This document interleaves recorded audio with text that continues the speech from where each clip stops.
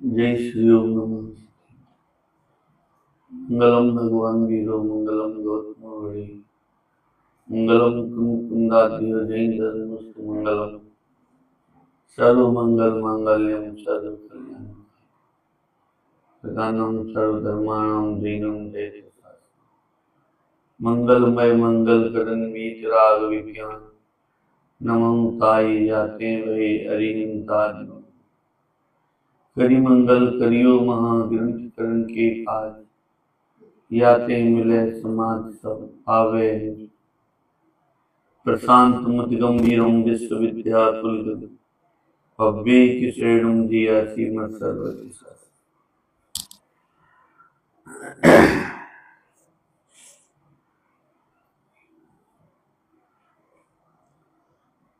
आचार्य कल्प पंडित टोडरमल जी साहब द्वारा विरचित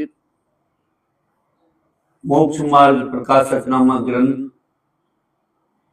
विश्व का 7वां अधिकार 7 तत्व संबंधी अन्यथा स्वरूप के वर्णन में आश्रय तत्व संबंधी अन्यथा रूप कैसा होता है बहुत ही संक्षेप में पंडित टोडरमल जी साहब ने उसका निरूपण किया है। यद्यपि बड़े बड़े ग्रंथों में आप देखोगे तो आश्रव का बहुत लंबा चौड़ा वर्णन किया है, शुभ आश्रव अशुभ आश्रव, और फिर शुभ आश्रव में इतना। अभी ये भैया जी जो पढ़ा रहे थे आपको छंद बोल रहे थे, ये भी सब पुण्य पाप अधिकार के छंद थे।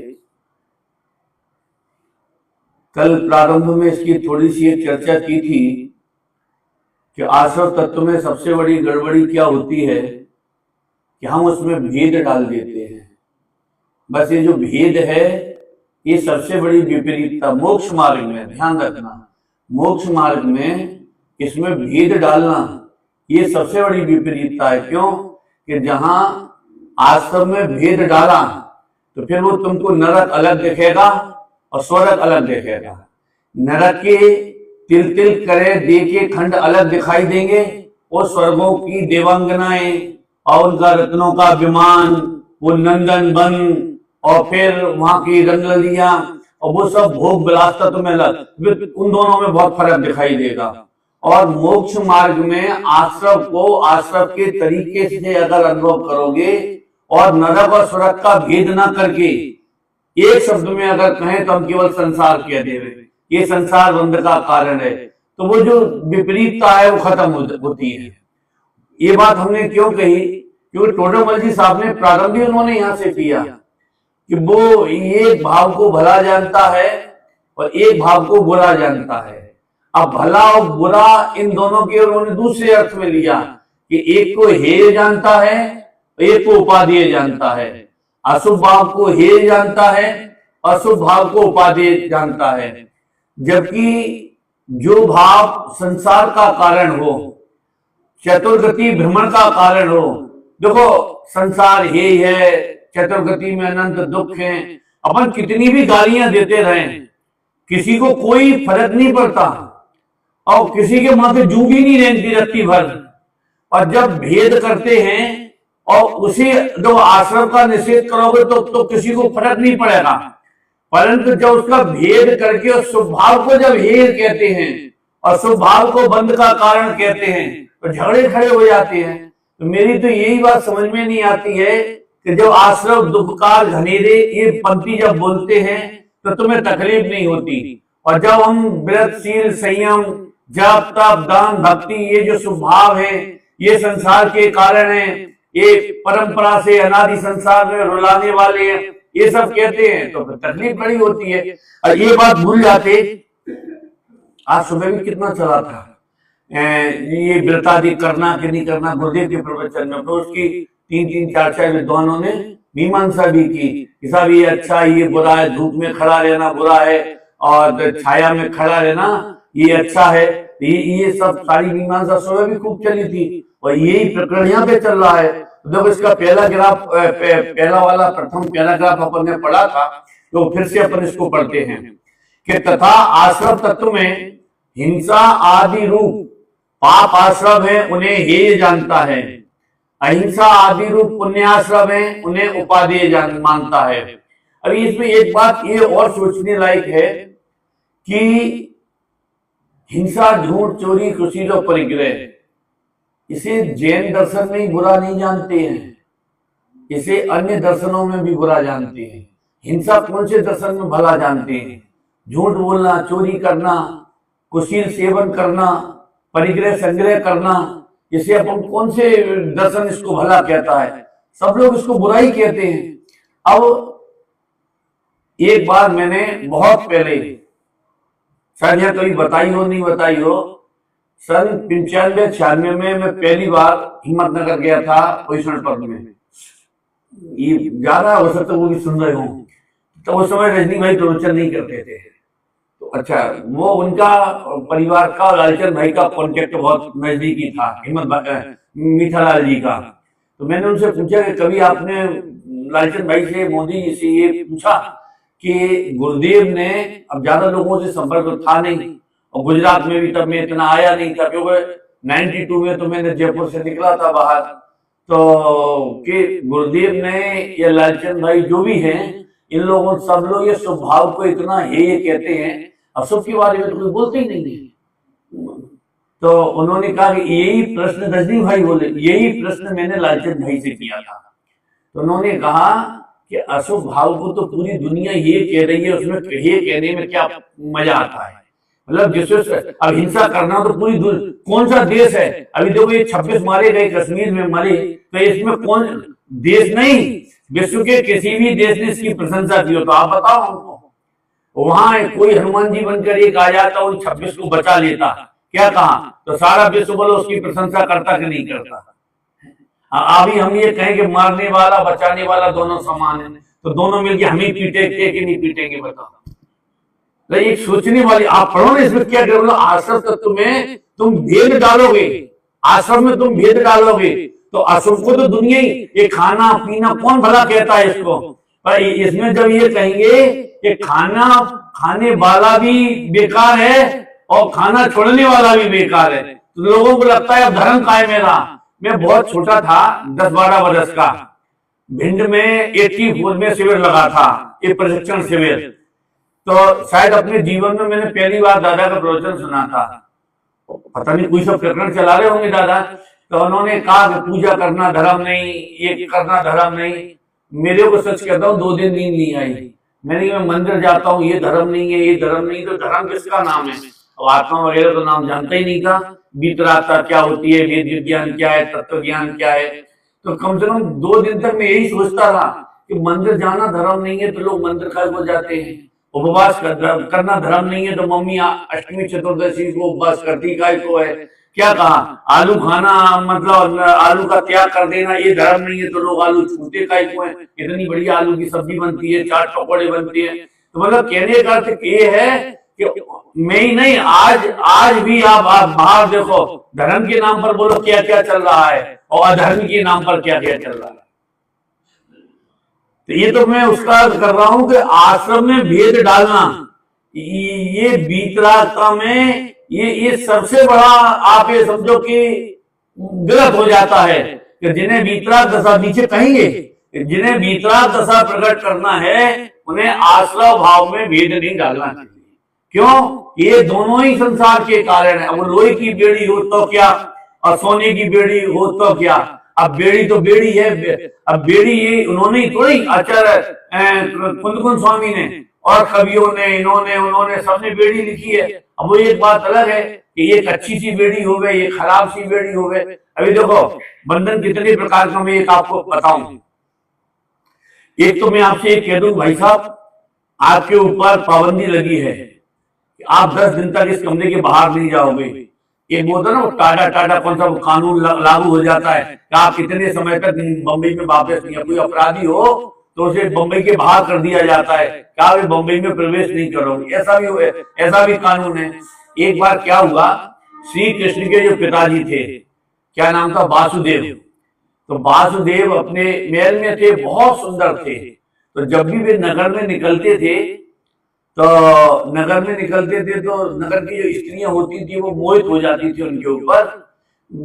माताएं अपने बच्चों को छोड़ के उन्हें देखने चली आती थी।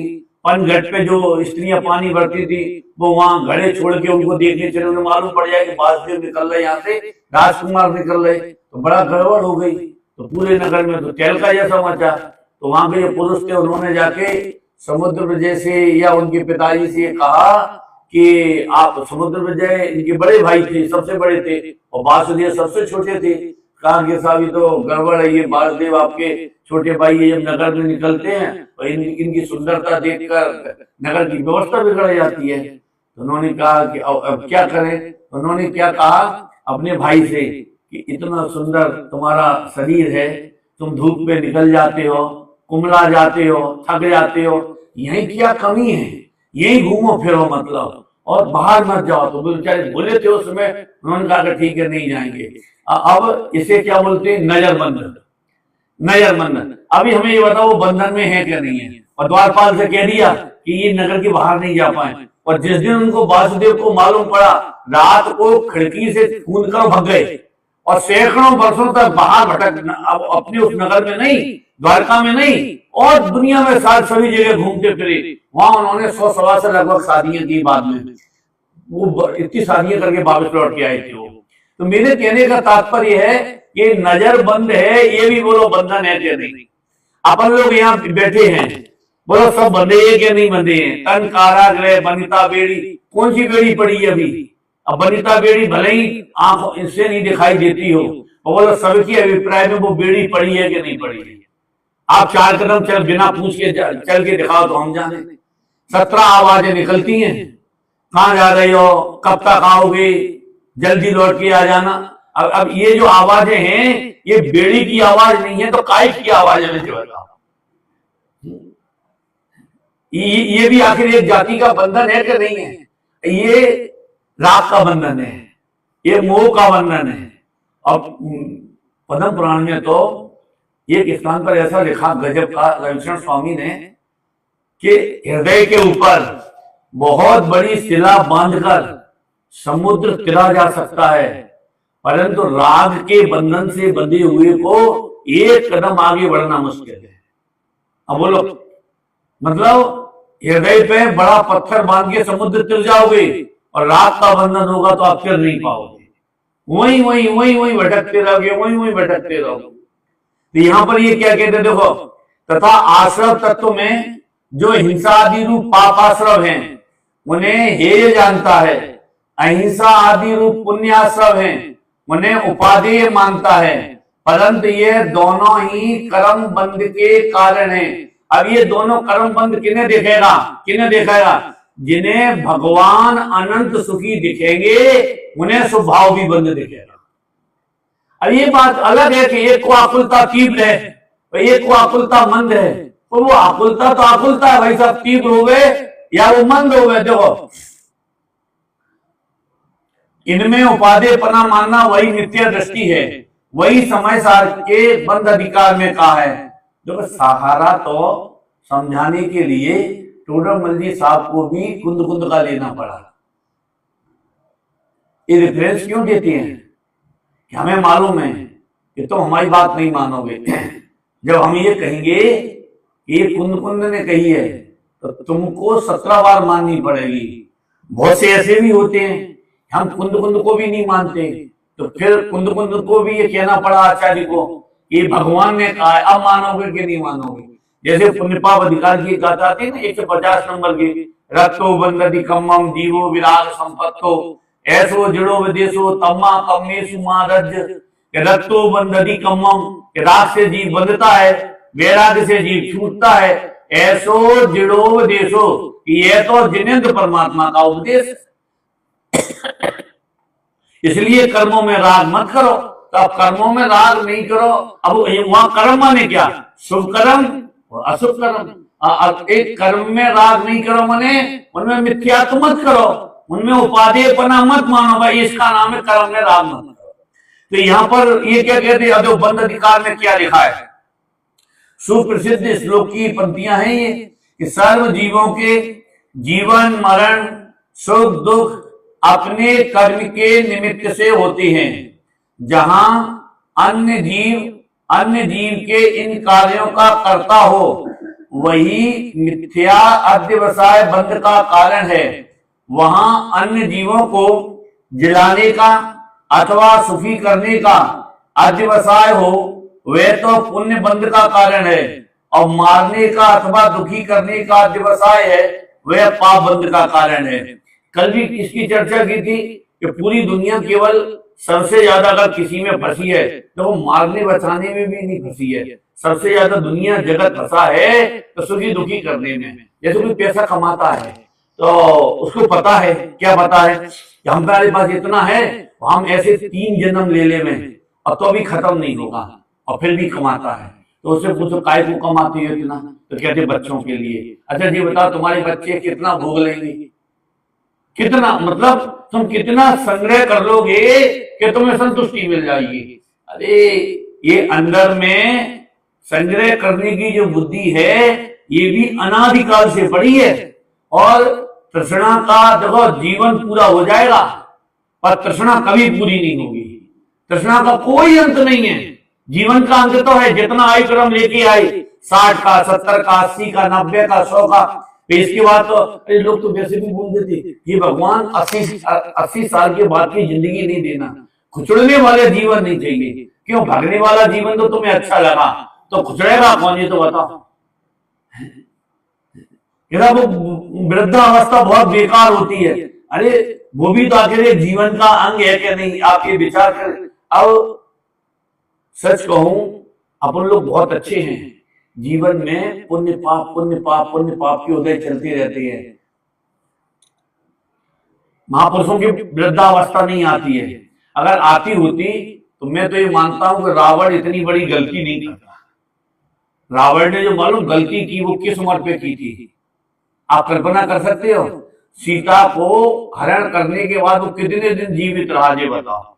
जैसे कल्पना करो 100 साल की उम्र हो उसकी, तो एक हिसाब से 98-99 साल की उम्र में उसने सीता को उठाया। अपनी 100 वर्ष की उम्र हो तो 99 साल की उम्र में बोलो अपनी क्या दशा होगी। अपने 40-45 के बाद तो बाल पकना चालू हो जाते हैं, तो लोगों को ये पता लगने लगता है कि अब बुढ़ापा आ रहा है, आप कोई धर्म कर लो। क्योंकि ये जो 63 सलाखा के जो पुरुष होते हैं, इनके बाल नहीं बढ़ते हैं, इनके सफेद भी नहीं होते हैं। क्या कहा? दाढ़ी मूछ भी नहीं आती है। जैसे वो 20 वर्ष के होते हैं वैसे ही 100 वर्ष के वाले चिकने बने रहते हैं, उनके झुर्रियां बुर्रियां नहीं पड़ती हैं। इसलिए रावण को याद नहीं आएगा समाधि मरण की तैयारी करे कि ये उम्र समाधि मरण करने की है कि ये उम्र सीता को उठाने की है। बताओ, आप सोच सकते हो? हम तो कहते हैं कि सच अब ऐसी जो दशा इनकी है वही देवताओं की है। वो तो 6 महीने पहले वो माला वाला मुरझाना ऐसा, मतलब उनकी साधनाओं की आयु पता नहीं चलती है। यहाँ तो जरा एक फुंसी हो जाए, जब 36 डॉक्टर बदलते हैं तो हमको ये पता चल जाता है। क्या कहा? क्या जीवन का अंत है ये जो फुंसी है, फुंसी क्या ट्यूमर, ये ट्यूमर है, ये सिंपल नहीं है भाई साहब, ये कैंसर का ट्यूमर है। तो आंखें खुल जाती हैं अपनी। तो कम से कम घर वाले भी कह देते हैं क्या ब्रह्मोकार मंत्र ज्यादा से ज्यादा पढ़ो, हमसे कहोगे तो हम कहेंगे समय साल ज्यादा से ज्यादा पढ़ो, वेद विज्ञान ज्यादा से ज्यादा करो। अब देवताओं को वहां पर मालूम जैसी अपनी सभा चल रही वहां कहां सभा चलती होंगी। लोग कहते हैं कि साहब यहाँ पे बहुत खटपट बहुत मची है ये मध्यलोक में। स्वर्गों में बच्चे नहीं होते, दुकान नहीं है, धंधा पानी नहीं है, कोई जीएसटी वाले इनकम टैक्स वाले नहीं है, ओम शांति है चारों तरफ। वहां जाके अपन अच्छे से धर्म करेंगे, वो व्यक्ति गारंटी से धर्म नहीं कर सकता वहां पे, क्योंकि उसे भोगों से फुर्सती नहीं मिलती। जैसे एक मुहूर्त के बाद में तो पूरा देव जो होता है ना, पूरा देव बन जाता है। और मालूम बन के क्या करता है वहां पे? वो देवियों के साथ नंदन वन घूमने चला जाता है। लोग कभी कभी कहते पिताजी आप स्वर्ग में चले जाओ तो थोड़ा नीचे झुक के देख लेना, अगर हम तकलीफ में हो तो कुछ दे जाना ऊपर से, हमारे लिए रतन बतन की तो क्या कीमत रहेगी वहां पे। वो पिताजी भी कहते चिंता मत करो बेटा, हम वहां पहुंचने तो दो। और पहुंचे, और जब तक पिताजी को याद आई तब तक मालूम पड़ा कि 2-4 हजार बरस निकल गए। अब तुम पता नहीं कौन सी पर्याय में पहुंच गए, पता ही नहीं तुम कौन सी पर्याय में हो। और सही बताएं, कोई नहीं याद करता, धोखे में नहीं रहना है, कोई नहीं याद। ये बताओ, अपने परिवार में इतने लोग मर मर के चले गए, जरूरी थोड़ी सब नरक में त्रियंच में ही गए होंगे, कोई स्वर्ग में भी तो गए होंगे। एक आधाई लौट के कोई नहीं आया। उसका एक कारण है, हम आप लोगों को एक बढ़िया पंक्ति देते हैं, जीवन भर याद रखना इसको। पर्याय बदल जाने के बाद पर्याय संबंधी सारे व्यवहार खत्म हो जाते हैं। क्या अब चाहे तुम इसे व्यवहार समझो और चाहे इसे अध्यात्म समझो, ये पर्याय बदल जाएगी, सारे व्यवहार खत्म। इस पर्याय के व्यवहार इसी पर्याय तक सीमित रहेंगे, न बच्चे, न पत्नी, न व्यापार, न धंधा, न परिग्रह, कोई नहीं याददार करने वाला रहता है। पर्याय संबंधी, और वहां जो पर्याय संबंधी जो वहां संयोग मिलेंगे, हमारा व्यवहार पूरा का पूरा कहां चलेगा? उन संयोगों के ऊपर चलेगा, वही संयोगों। अब ये आप सोच सकते हो, ऐसी अनादिकाल से अनंत पर्याय ये बदली हैं और अनंत व्यवहार हमारे खत्म हुए हैं, और हर पर्याय में एक नया व्यवहार हमने खड़ा किया है, पर सुखी हम आज तक नहीं हुए, आज तक हम सुखी नहीं हुए। और फिर भी हम उसी व्यवहार को संपन्न करने में ये मनुष्य भाव भी हम दांव पर लगा लेंगे। ये इतना कीमती मनुष्य भाव है, हम ये फिर भी उसी पर दांव पर लगा। और कितना सा जीवन है, 10-50 वर्ष का कोई ये जीवन है, ये कब बीते जाएगा? ये कह रहे ना, इन्होंने क्या कहा, ये बात किसमें से निकली थी कि जीव का सबसे बड़ा जीवन किसमें व्यतीत होता है? दूसरों को सुखी करने और दुखी करने में। अब दूसरों को माने जगत में नहीं, सबसे ज्यादा सुख दुख का संबंध परिवार के साथ में होता है, और उसमें दुख कम होता है, क्योंकि परिवार वाले एक दूसरे को दुखी, कोई नहीं चाहता मेरी पत्नी दुखी रहे, या कोई पत्नी नहीं चाहती मेरा पति दुखी रहे, मेरे बच्चे दुखी रहें, या बच्चे कभी नहीं चाहते कि माता पिता दुखी रहें। अब उसके लिए उन्होंने ऊपर वाली पंक्ति लगा लो, सर्वम सदैव नियतम भवति सुखीय कर्मो दयात जीवित मरण दुख सौख्य। ये लाइन जीवन में आपको जब भी याद रहेगी, आपको अनंत निश्चिंतता रहेगी। कौन सी? सब जीव अपने अपना उदय लेकर आएंगे, और सब एक का उदय, दूसरा कोई भोग नहीं। मेरी संपत्ति का भोग मेरा पुत्र 5 पैसा भी नहीं करेगा, ध्यान रखना। चक्रवर्ती जब दीक्षा लेता है या नरक जाता है तो अपने पुत्र को पूरा राज्य देता है, और इधर उसने कपड़े उतारे, भरत चक्रवर्ती ने कपड़े उतारे। तो मालूम भरत चक्रवर्ती के राज्य के कितने टुकड़े हुए? मांडलेश्वर कितने राजा थे? 32,000। तो 32,000 उसके राज्य के टुकड़े हुए थे। तो उनका जो पुत्र था ना, अर्ककीर्ति, उसको कितना मिला? जितना उसका कर्म का उदय था उतना उसे मिला, बाकी का सब चला गया। क्यों फ्यूचर की इतनी कल्पना करते हैं? क्यों फ्यूचर के बारे में इतना सोचते हैं? आने वाली पीढ़ी के बारे में क्यों हम इतना विचार करते हैं? कभी सोचा? और मेरा उदय वो नहीं भोगेगा, हम किसी दूसरे का उदय नहीं भोगेंगे। एक शायद पहले या कोई प्रसंग सुनाया हो हमने, एक मुक्तिदूत नाम का एक नॉवेल था, उपन्यास, डॉक्टर वीरेंद्र कुमार जी ने लिखा है उसे, और तो उनका 94 भी स्वर्गवास हो गया। तो उसमें नॉवेल में कुछ नहीं, अंजना उपमन्यु जी का चरित्र था। तो जब अंजना जी को घर से निकाल दिया था, तो लड़की के 2 ही ठिकाने होते हैं, या पति का घर और या पिता का घर। तो पति के घर से जब निकाली गई तो पिता के घर पहुंची, तो वहां एंट्री नहीं मिली उसको। अब मैं वो उस प्रसंग में नहीं आपको उलझाऊंगा, मेरे को आगे आज काफी पढ़ना है इसमें से। तो जब उसकी वो दासी सखी जो भी थी लौट के आई कि नहीं, आपकी राजा महेंद्र ने, आपके पिताजी ने मना कर दिया है कि जो ससुराल से निकाली गई हो उसको पियर में कोई स्थान नहीं है। वो आजकल के पिता थोड़े थे कि बंदूक लेके चल रहे झगड़ा करने के लिए, है कि बेटी को चिंता मत कर, हम तलाक दिलवा देंगे तेरे को, और उसे भी दहेज एक्ट लगा के नाक चने बिनवा देंगे उसको। आजकल के पिता थोड़े ही थे, क्योंकि वो ये सब मालूम कब निकलता है, ये सब मोह की तीव्रता में ऐसा होता है। मोह की मंदता हो तो वहां न्याय की भाषा निकलती है, और मोह की तीव्रता हो तो वहां अन्याय की भाषा चलती है। अगर हम किसी गलत का सपोर्ट करते हैं तो सोचना यहाँ मोह की तीव्रता है। फिर ये नहीं देखा जाता कि अपना पुत्र है कि पड़ोसी का पुत्र है, न्यायवान होता। अब जैसे ना रामचंद्र जी ने सीता को निकाला, अगर मोह की तीव्रता होगी तो कुछ नहीं, किसने सीता की बदनामी की है, बुला के लाओ सबको और लटका दो फांसी पे ले जाके। ये राज धर्म नहीं है, ये न्याय नहीं है। मोह की मंदता में सही न्याय होता है और मोह की तीव्रता में हमेशा अन्याय होता है। आज अगर अपन ये सोचे कि हमारे साथ अन्याय हो रहा है तो सोचना सामने वाले के मोह की तीव्रता में फैसला लिया जाए। देखो ये बातें भी थोड़ा समझो, क्योंकि जीवन में परिवार में सुख शांति से कैसे रहोगे?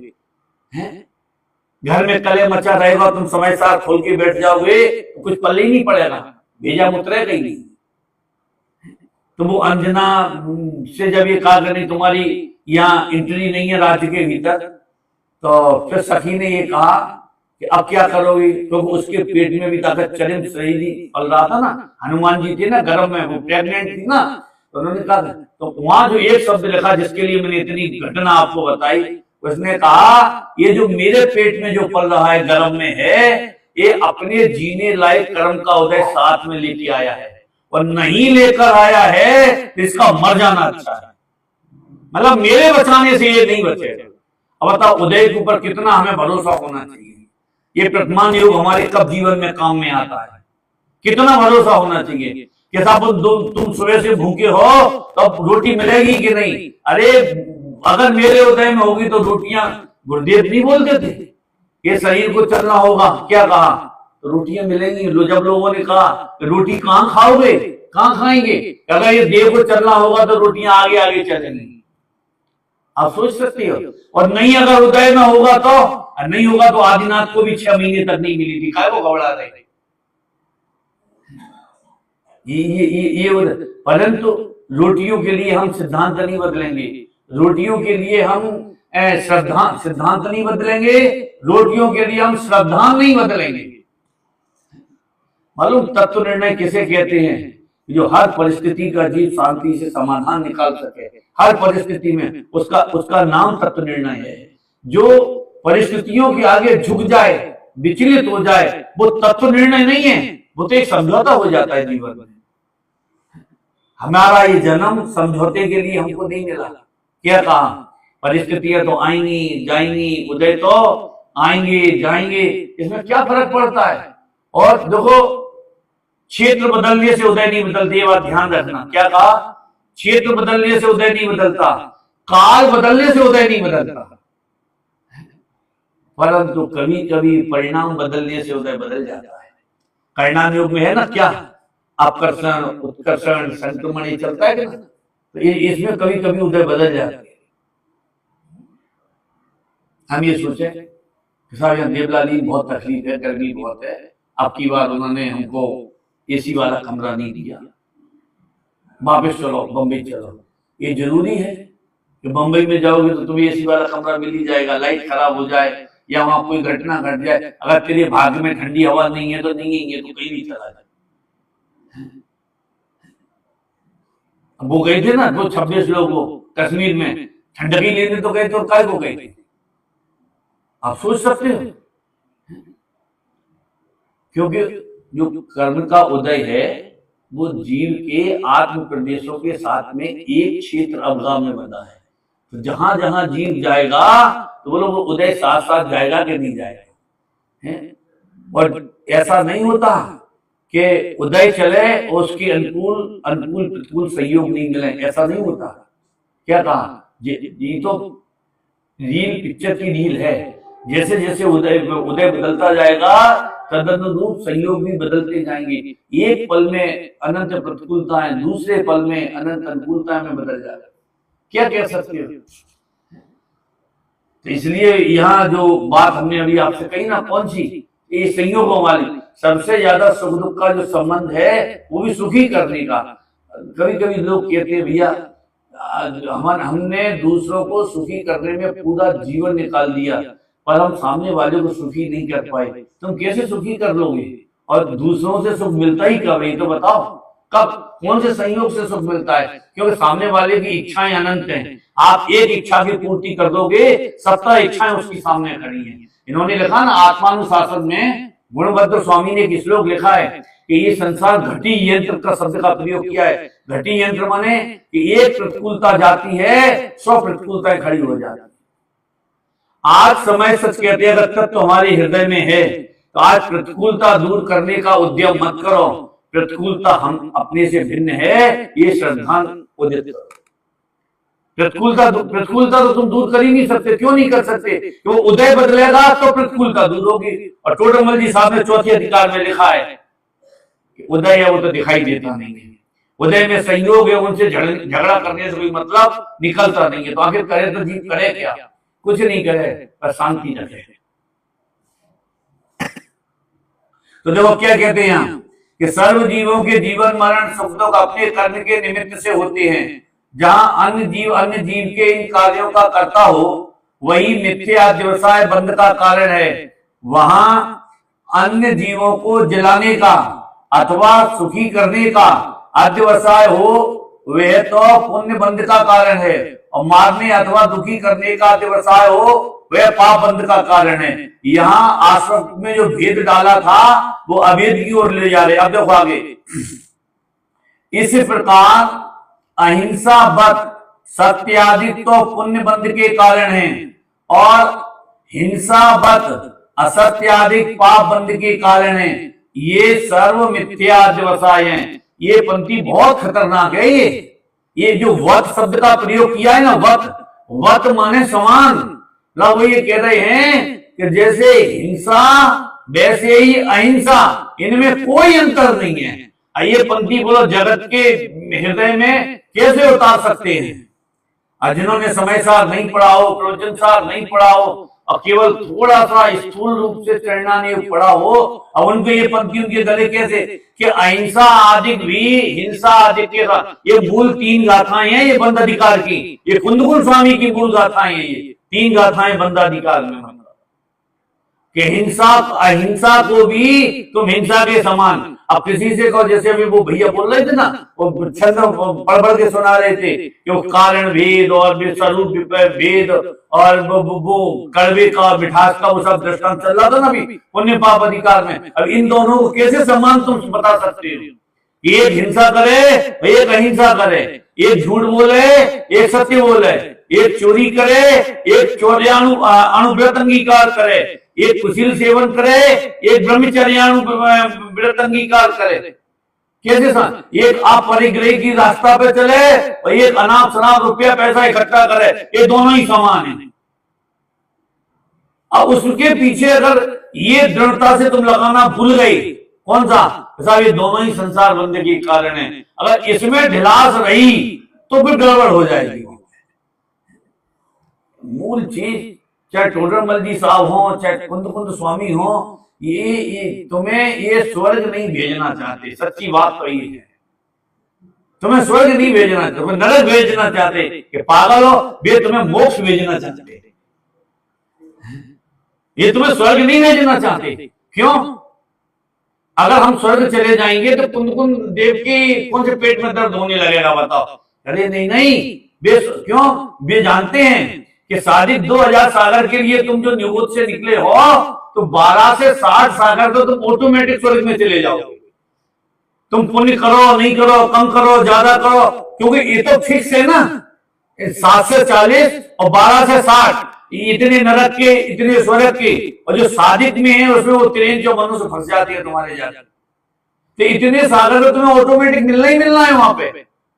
तुम तो कहते हमें तुमको स्वर्ग भेजना ही नहीं। जैसे कभी कभी कहते ना कि बेटा हम तुम्हें अच्छी जगह भेज देंगे, तो अच्छी जगह कहाँ भेज दोगे? कि बंबई भेज रहे इकाई के लिए। अच्छी जगह क्यों? वहां बहुत धंधा है, पानी है, बहुत पैसा है, सब कुछ है, अच्छी जगह भेज देंगे। अच्छी जगह भेज दोगे? अच्छे वाले गांव में रहते थे, शुद्ध हवा लेते थे, खाने पीने की शुद्धता थी। कहाँ नरक में ले जाके तुमने ढकेल दिया, सब पैक बंद हमको खाना पड़ता है।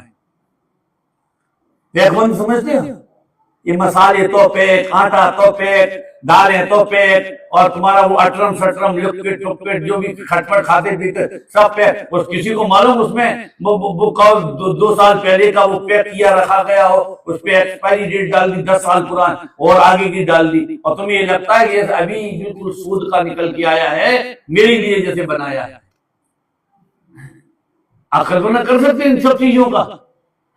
अब लोगों को ये पता नहीं कैसा दिमाग में आ गया कि जब तक एक्सपायर नहीं हुआ, क्या कहा, तब तक बिल्कुल परम शुद्ध है।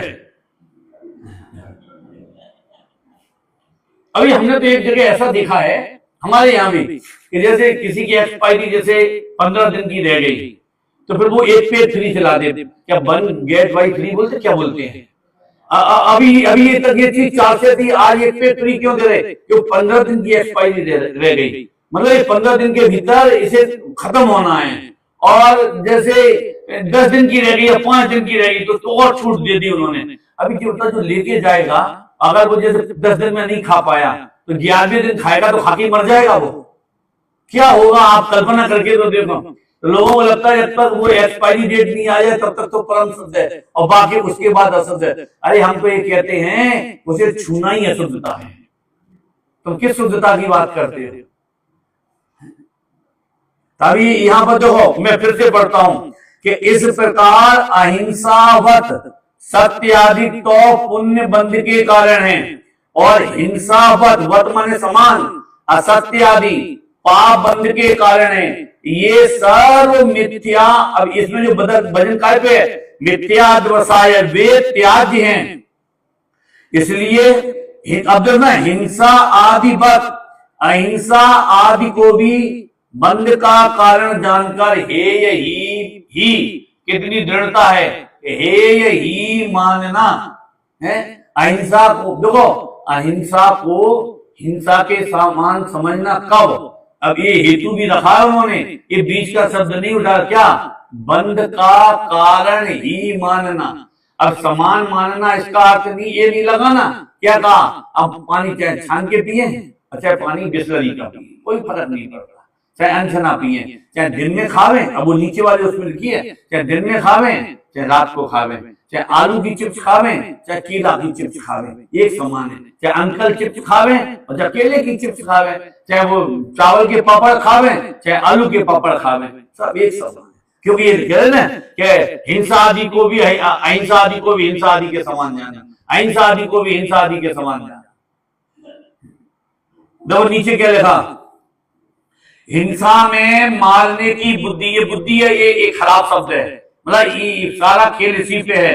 हिंसा में मारने की बुद्धि हो परंतु, अब देखो आप हेतु देखना, परंतु उसकी आयु पूर्ण हुए बिना मरता नहीं है, यह अपनी ही द्वेष परिणति से आप ही पाप बांधता है। अहिंसा में रक्षा करने की बुद्धि हो परंतु उसकी आयु अवशेष हुए बिना वह जीता नहीं है, यह अपनी ही प्रशस्त राह परिणति से आप ही पुण्य बांधता है। इस प्रकार यह दोनों हेय हैं, जहां बीतराग होकर दृष्टा ज्ञाता रूप प्रवृत्त है वहां, अब देखो अगर मोक्ष में वहां निर्बंध है सो उपाधि है। आइए क्या कह रहे, हिंसा में मारने की बुद्धि और अहिंसा में बचाने की बुद्धि, और दोनों के कारण क्या दिए कि अपनी ही द्वेष परिणति और अपनी ही राग परिणति। अब तीसरा शब्द इसमें क्या उन्होंने जोड़ा कि अपनी राग आप ही कर्म बांधता है, अब उसकी आयु पूरी नहीं हुई हो तुम कितना भी मारो वो मरता ही नहीं है, क्या कहा, और कितनी ही राग परिणति हो तुम कितना ही बचाओ वो बचता ही नहीं है।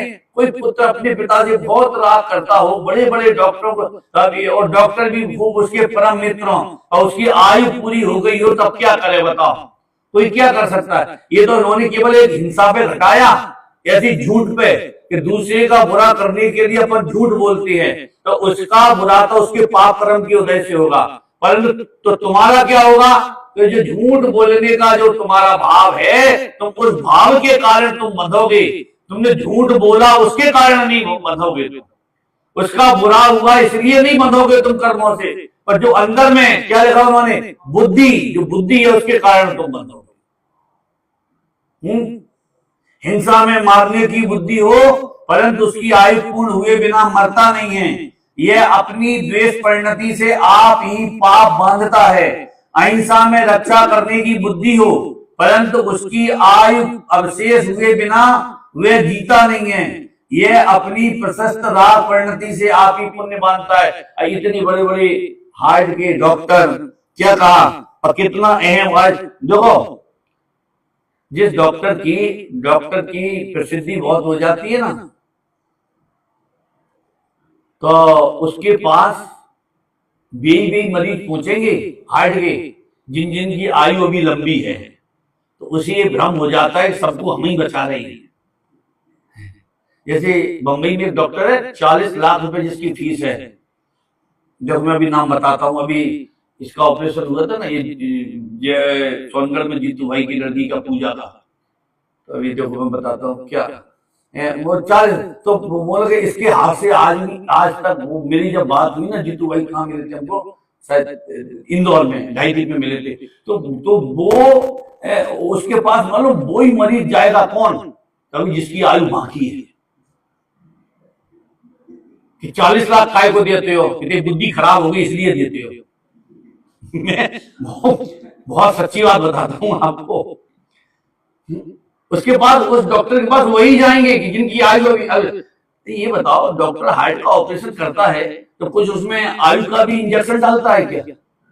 तो उसकी आयु अवशेष से तभी बचा है तो उसके ऑपरेशन से बचा। अब ये श्रद्धान ना एडमिट होने वाले को है ना बचाने वाले को है, किसी को है ही नहीं है। डॉक्टर साहब हमें बचा लो, तुम 40 नहीं चाहिए 1 करोड़ रुपया ले लेना।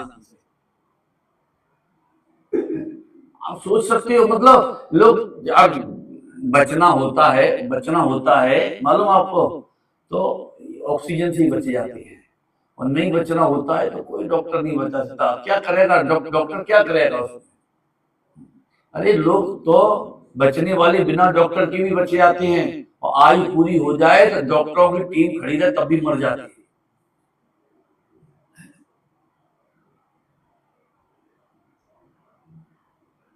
अभी अपने सामने उदाहरण बहुत बड़ा खड़ा है। संजीव गुदा के लिए वो लोग किसने क्या नहीं सोचा था, और हिंदुस्तान का नहीं विदेशों तक का कौन से डॉक्टर से बात नहीं चली थी? आप बताओ, क्या कह सकते हैं? इतना भरोसा तो हमको किस पे? डॉक्टरों पे नहीं, आयु क्रम पे। इतना हमको भरोसा तो हो कि हमें बचाने वाले बढ़ाने वाले ये डॉक्टर नहीं है, ये जो आत्मा के पीछे जो एक क्षेत्र में जो कर्म की डील चल रही है, इसके अगर ये भ्रांति टूट गई हमारी तो भाई साहब ये भ्रांति भी टूट जाएगी कि पैसा हम नहीं कमाते, उधर से पैसा आता है, ये भ्रांति भी टूट जाएगी। फिर ये भ्रांति भी टूट जाएगी सुख पैसे में नहीं है, सुख तो स्वभाव में है, पैसे में नहीं है, सुख तो स्वभाव में है, ये भ्रांति भी हमारी टूट जाएगी। कहीं ना कहीं से कुछ ना कुछ हम प्रारंभ तो करें अपने लिए। ये संजीव गुदा जी का दृष्टांत नहीं, सैकड़ों दृष्टांत है। धीरू भाई अंबानी जिस समय बीमार पड़े थे, हमारे एमपी में उज्जैन वगैरह महाकालेश्वर नाम सुना होगा मंदिर का, उज्जैन का, कितने हवन और यज्ञ महीनों तक चलते रहे उन्हें बचाने के लिए। क्या करोगे आप? आज गजब की बात तो ये कि जो गलतियां वो लोग करते वही गलतियां अपना हम भी करते हैं। यहाँ नारियल चढ़ा दो, यहाँ फलाना कर दो, यहाँ मन्नत मांग लो, यहाँ ये बोल दो, यहाँ ये धारा कर दो, वो गलती है, वो गलती आ रही चल रही। कहाँ रहा हमारा तत्व, कहाँ रहा हमारा श्रद्धान? बताओ।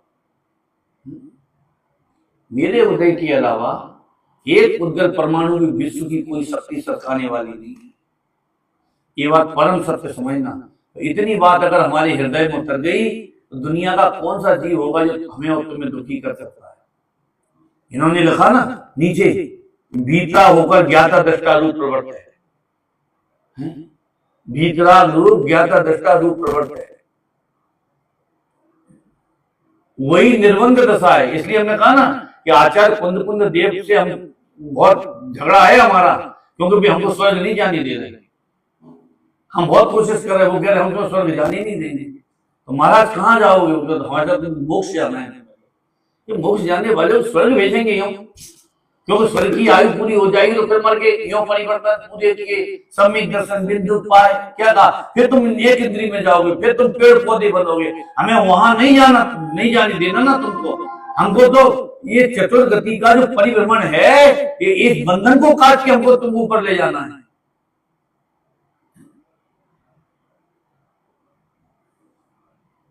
कल जो बात कही थी ना, आज मैं दूसरे रूप में उस बात को कहता हूं।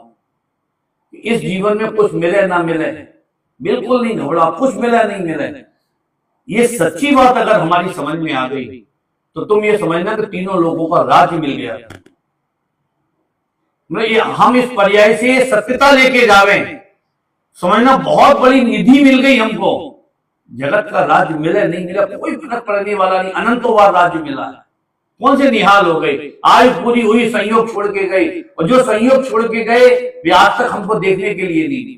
ये कहना ना, ये ज्ञाता वीतराग होकर ज्ञाता दृष्टा रूप प्रवर्त्य, उसका नाम निर्बंध दशा है। ये मारने की बुद्धि, बचाने की बुद्धि, सुखी करने की बुद्धि, ये दुखी करने की बुद्धि, ये सब सारी बुद्धि तो नीचे एक पंक्ति लिखी ना, ये सो ऐसी दशा ना हो तब तक प्रशस्त राग रूप प्रवर्तन करे, परंतु श्रद्धान में तो उसे ये यहाँ ये नहीं समझना कि ये स्वभाव करने का इसकी प्रेरणा दे रहे हैं। अरे वो तो ये कह रहे हैं कि सच्ची बात है, तुम प्रमाद रूप प्रवर्तन नहीं करो, वो प्रमाद से तुम्हें बचाना चाह रहे हैं। क्या कहा, अनर्गल प्रवर्तन से बचाना चाह रहे हैं ना। सो ऐसी दशा माने वीतराग रूप दशा ना हो तब तक प्रशस्त राग रूप प्रवर्तन करे। अरे जो मोक्ष मार्ग में लगेगा वो प्रशस्त राग रूप प्रवर्तन करेगा कि प्रशस्त राग होगा। शब्द को क्यों पकड़ते हो, भावों को क्यों नहीं पकड़ते हो? अरे ऐसी भाषा का अमृतचंद आचार्य देव ने प्रयोग किया है। आप देखना घर जाके निर्जला अधिकार में, निर्जला अधिकार में नहीं, बंद अधिकार में उन्होंने स्टार्टिंग के कल्पों में ऐसा लिखा कि ये नहीं करना, ये तुम निर्जला अधिकार में कि तुम भोगो, जितना भोग सको भोगों को भोगो, क्योंकि पर से बंद नहीं होता। ऐसा कलश आया ना कि तुम भोगों को भोगो, भुंज शब्द का प्रयोग किया। अगले कलश में वही अमृतचंद आचार्य मालूम क्या लिखते हैं, वो लिखते हैं यद्यपि पर वस्तु से बंद नहीं होता फिर भी ज्ञानियों को अनर्गल प्रवर्तन करना योग्य नहीं, ऐसे शब्द का भी प्रयोग किया। समय समय पे ऐसी बात नहीं है आचार्यों के ख्याल में नहीं हो, हम अभी इधर ये निषेध कर रहे हैं और अभी हम ये निषेध कर रहे हैं, फिर भी जो ज्ञानी शब्द का प्रयोग किया कि फिर भी ज्ञानियों को अनर्गल प्रवर्तन करना। अब यहाँ ऊपर जो लिखा ना कि कोई मार नहीं सकता, बचा नहीं सकता, तो आलू खाएं कि नहीं खाएं, रात को खाएं कि नहीं खाएं, अनजना पानी पिए कि नहीं पिए, उन्होंने क्या लिखा, प्रशस्त राग रूप प्रवर्तन करो। अरे जो मोक्ष मार्ग में चलेगा वो आप प्रशस्त को भला कैसे जानेगा? क्या कहा, वो आप प्रशस्त माने पाप भाव को भला कैसे जानेगा? क्या एक श्रावक को रात्रि को भोजन करने का भाव आ सकता है? क्या एक श्रावक को सत्य व्यसन का भाव आ सकता है?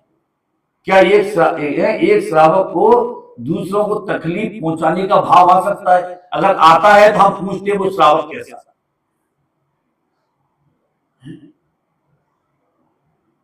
ये तो परिचित वाली बात है। हम तो अपरिचित वाली भी बात कहें तो क्या है? ये वो सब बनारसी दास का वो सब भैया सुना रहे थे ना, अपने हाथ से पोटलियां उठवा दी और जाके बड़े प्रेम से ऐसे सो गए ऐसे कुछ हुआ ही नहीं हो। संयोगों के प्रति कितनी निश्चिंतता, कितनी निश्चिंतता संयोगों के प्रति, क्योंकि ये मालूम था जो उदय में होगा वो कहीं नहीं जाएगा, लौट के फिर आ जाएगा। उदय में होगा तो लौट, नहीं उदय में होगा तो रोकने से भी वो रोकने वाला नहीं है, रोकने से विशेष